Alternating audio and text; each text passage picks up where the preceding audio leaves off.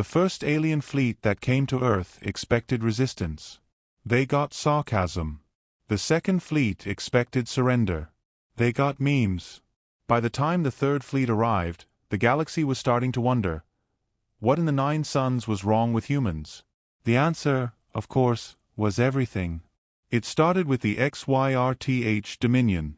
They had conquered 100 worlds with clean precision, fleets of 1,000 ships, shields shimmering like oceans, weapons capable of boiling seas. They had scripts for this kind of thing. Standard lines, carefully rehearsed threats, intimidation perfected by millennia. When their fleet entered Earth's orbit, their commander broadcast the usual ultimatum: surrender, primitives. You are now property of the Dominion. On the blue-green planet below, humanity paused Netflix. Someone clipped the broadcast, put clown music over it, and uploaded it to TikTok. It went viral in 6 minutes. That was Earth's opening salvo. Not weapons, but mockery. Not missiles, but laughter. Commander Elias Ward was the first to board their ship. He wore no armor.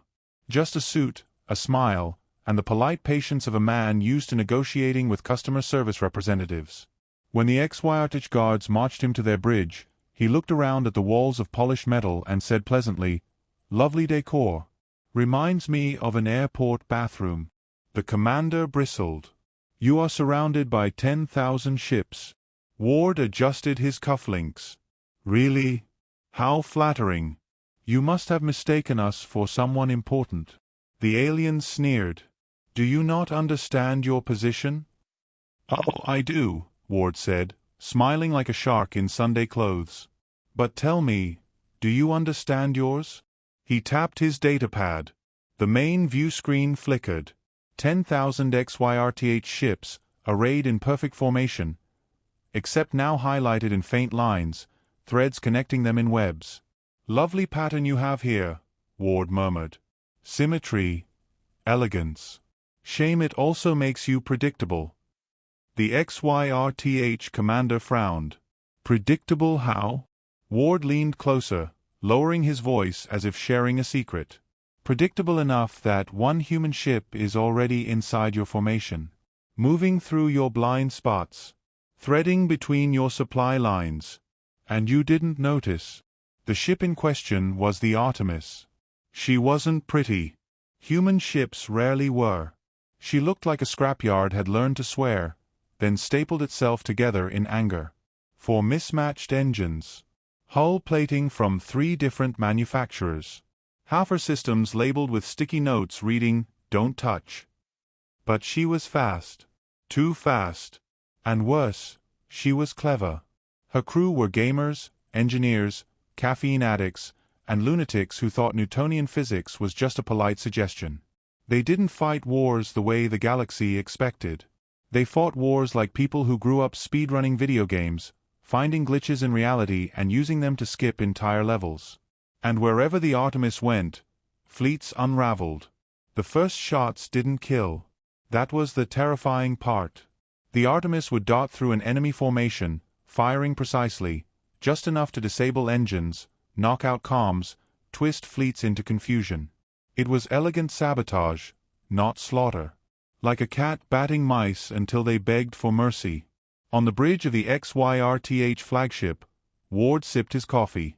"See, this isn't war. Not yet. This is rehearsal. We're showing you the first act." The commander spat. "You cannot defeat the Dominion with one ship." Ward smiled. "Then it's fortunate we didn't bring just one."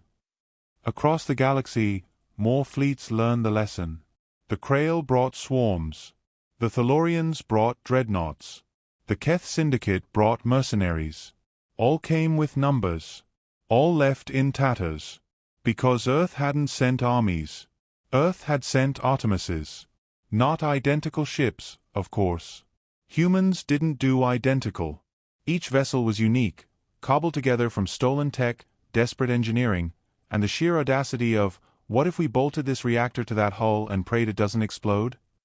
The galaxy fought with fleets of conformity. Humanity fought with chaos.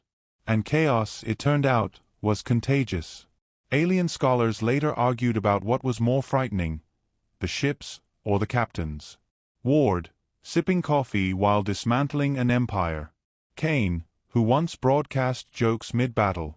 Ngwyn, who negotiated with pirates by offering them Earth chocolate, and then casually explained it was toxic to half their species.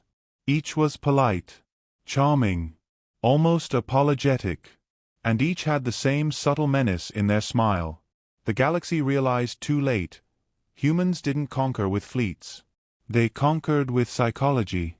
They got inside your head, made you doubt, made you laugh, then reminded you that laughing didn't make the knife at your throat any less sharp. One fateful day, the HFY returned. Not 10,000 ships this time. Not 20. But an armada. 50,000 vessels, every gun trained on Earth. Ward was waiting. Not on Earth, but aboard the Artemis, already within their formation. The XYRTH commander's voice thundered, "This ends now." Ward adjusted his tie. "It does. But not the way you think." The Artemis powered her engines. 4 reactors screamed. The ship blurred, impossible trajectories twisting through enemy ranks. And then, she split. For a heartbeat, the galaxy thought it was a trick of light.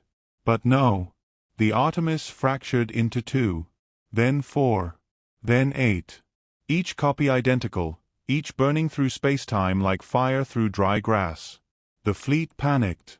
Formations shattered. Weapons fired blindly. Ships collided. Ward's voice echoed across their channels. "Come. Gentle. Did you think Earth sent fleets? No. We sent this. We sent what you fear most. One ship, multiplied by human imagination." Hours later, silence reigned. 50,000 ships. Disabled. Not destroyed, not annihilated. Just broken. A reminder carved in steel. Ward stood on the Artemis's bridge, coffee in hand, eyes on the stars. His crew cheered, but he only smiled faintly. Because he knew the real weapon wasn't the Artemis. It wasn't the engines, or the weapons, or even the audacity. The real weapon was the idea. The fear that behind every shadow in space, there might be another human ship. That no fleet was safe. That no empire could be certain. And the twist. The galaxy eventually pieced it together. The Artemis wasn't singular. It wasn't even rare. Earth hadn't sent fleets because Earth didn't need fleets. Every Artemis was different. Every Artemis was chaos given form. And every Artemis had a captain who smiled politely while turning empires into dust. The aliens sent fleets. Earth sent this. And this, it turned out, was more terrifying than anything the galaxy had ever known.